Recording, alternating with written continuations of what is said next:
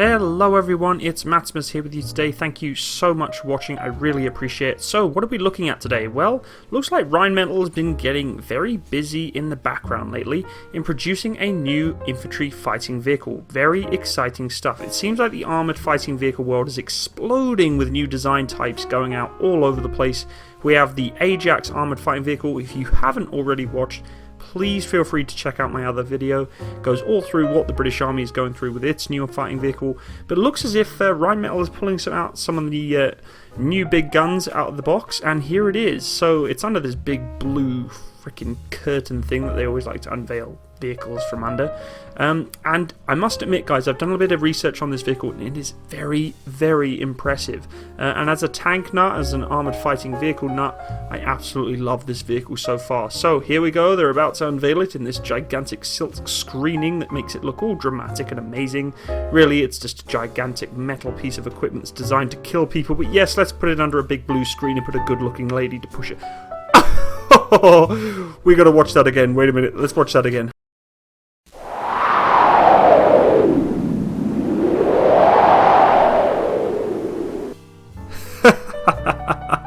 Brilliant, she got an absolute dustful of whatever that is coming out of there. It looks like compressed air, but that is hilarious. It's quite an awkward unveiling for an armoured fighting vehicle like this.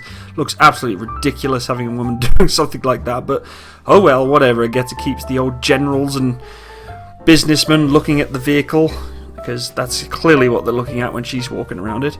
Anyway, guys, so yes, this is the new Rheinmetall Lynx vehicle. Now, it is part of the armoured fighting vehicles developed, as I said, by Rheinmetall. Part of Rheinmetall's vehicle systems division. The Lynx is a IFV configuration which was unveiled publicly at the Eurosatory Defence Exhibition on June 14th, 2016.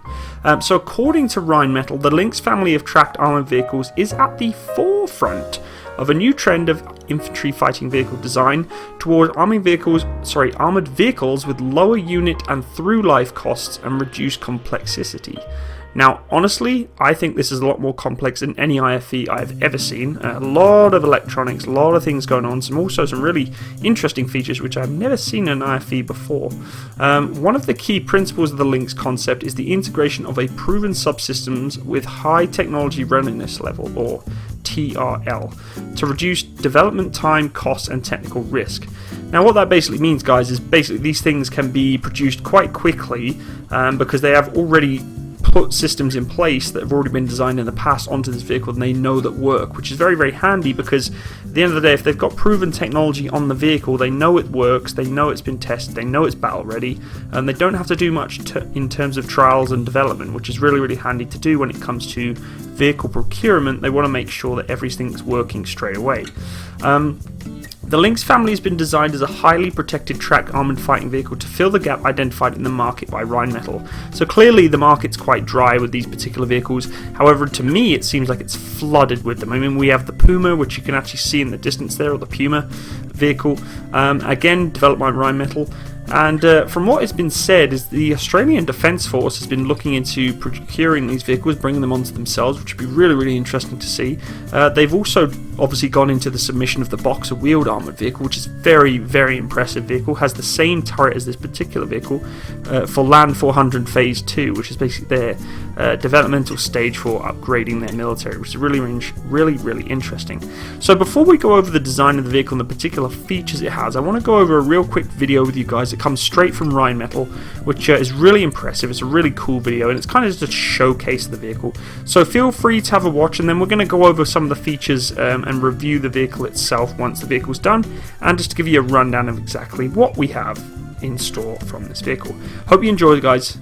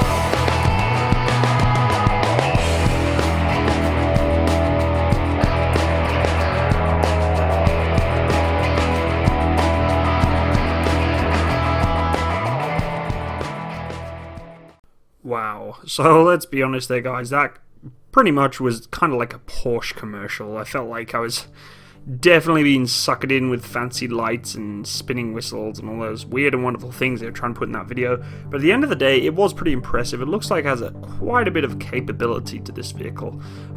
Clearly, they've put a lot of development into trying to make this vehicle modular as much as possible. I'm really impressed with the turret system they put on this vehicle. Now, I'm going to go over some of its specifications first, and we'll just kind of run through what exactly the vehicle is broken down in terms of numbers. So basically, the weight of this vehicle is about 30 to 40 tons, not fully specified as of right now because they are still trying to determine what components are going to go on where for each particular military. The length can go up to 7.73 meters. Its width is 3.6 meters. Its height is 3.3 meters. Turret topped on IFV, so right at the turret edge, and is a crew of 3, so driver, gunner, and commander, and then obviously either 6 dismount crew or an 8 dismount crew, depending on the variant you choose. The armor is steel armor with various applique modular armor applied, so obviously it can be bolted on the side, like pretty much all modern IFVs nowadays. The main armament is a 30mm autocannon, very impressive. It is able to definitely exceed 30mm properties in terms of penetration values and such, so I don't know the specifications of that right now, but Rheinmetall have told us that it is very impressive. It does also support a coaxial 7.62mm light machine gun and smoke grenade launchers with an anti-tank guided weapon system option as well. Very impressive. Now, in my previous video in talking about the Ajax vehicle that is being released by the British Army, I did actually voice my concerns on why they did not have an anti-tank guided missile system, which, to be honest, I completely agreed with. It was a reconnaissance vehicle, it's not required, but in this particular variant it is necessary, I'd say, as an infantry fighting vehicle to have ATGM because it's handy to have. It's a good defensive weapon that can be used to defend the infantry as they try and dismount, so I find it's a really good option that they've plugged on there. The payload capacity has not really been specified, considering this, protection dependent, what kind of modular armor you're going to put on this thing. The transmission is obviously fully automatic with its power pack, and the suspension is swing arms with torsional bars and shock absorbers, so pretty much the standard suspension system that's operating on most IFVs nowadays. Its top speed, guys, is quite impressive, between 65 kilometers an hour and 70 kilometers an hour. It is not specified whether that is off-road or on-road. I can almost guarantee that's probably going to be on-road at 70 k's an hour. To be going off-road nowadays, at full speed is quite demanding on a vehicle, especially if it's fully laden. So I'm saying about 65 k's, or 60 to 65 k's off-road and maybe 70 on-roads, which is still extremely impressive. Now, let's just go over our video here a little bit and go over some of the key features that this particular vehicle also brings. So the feature in the heart of the Lynx design concept is the separation and modularity of the vehicle into 2 primary parts. The basic vehicle and then the specialist mission and role equipment, which basically can be specialized in a specific role that it is needed for. Specific variants will be built around a common hull and common mobility assembly. So basically that's going to allow for things like ambulances, reconnaissance, blah blah blah. Very mission specific, which is nice to have, especially if you're choosing vehicles that you may want to to procure for specific instances in your military. Mobility, so the final drives are mounted at the front and the idler sprockets with track textures are mounted to the rear. The running gear has 6 road wheel stations per side, which guide a lightweight steel or segmented rubber band type track. Now this is really interesting, guys. I've never really seen this before, but yes, this vehicle runs a fully rubber band track. Now this is going to give you a few options here.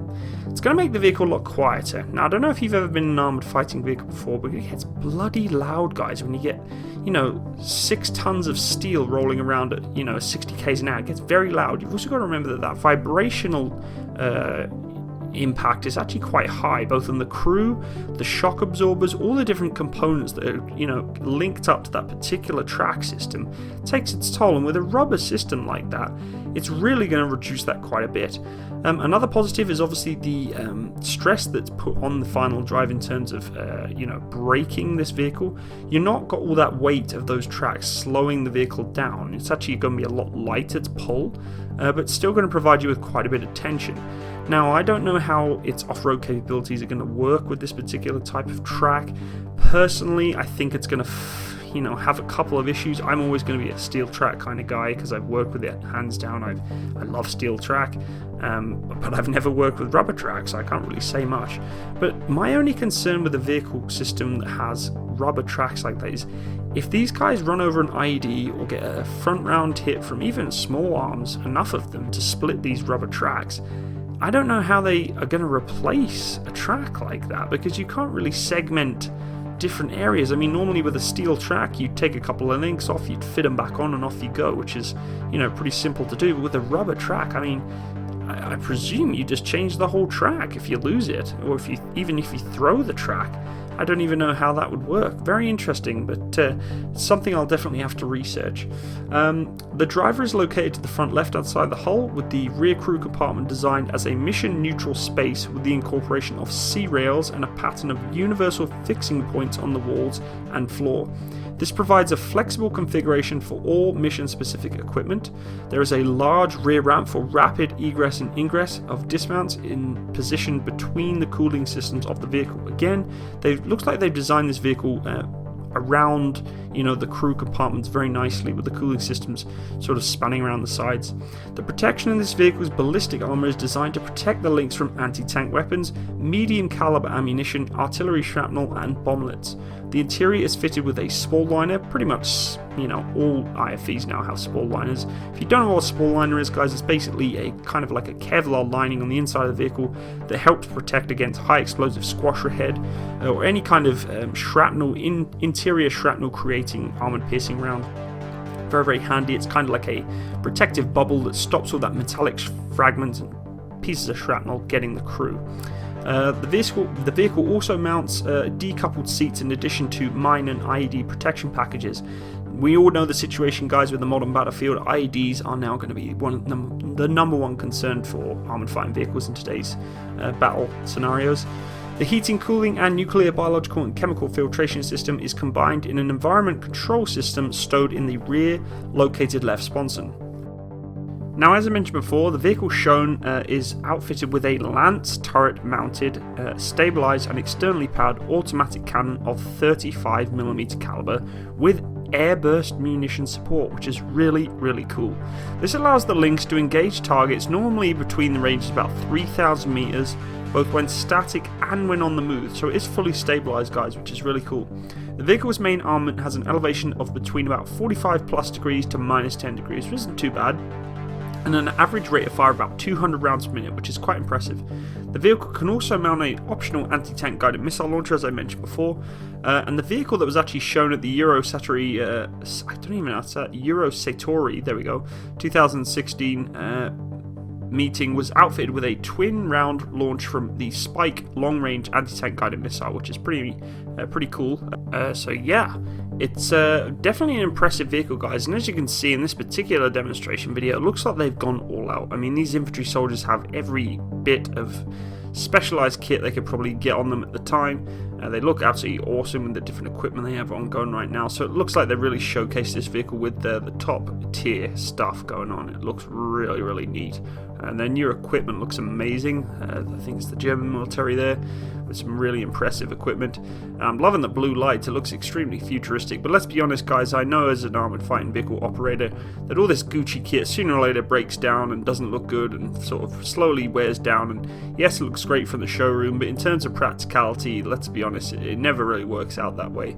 But overall, guys, I'm really, really impressed with this particular armored fighting vehicle. I think it's got a lot to offer. I mean, really though, it really does. I think this is the kind of vehicle they're going to be looking into replacing the Marder fighting vehicle series with that the German military use. As we said before, the Australians are looking into trying to replace it.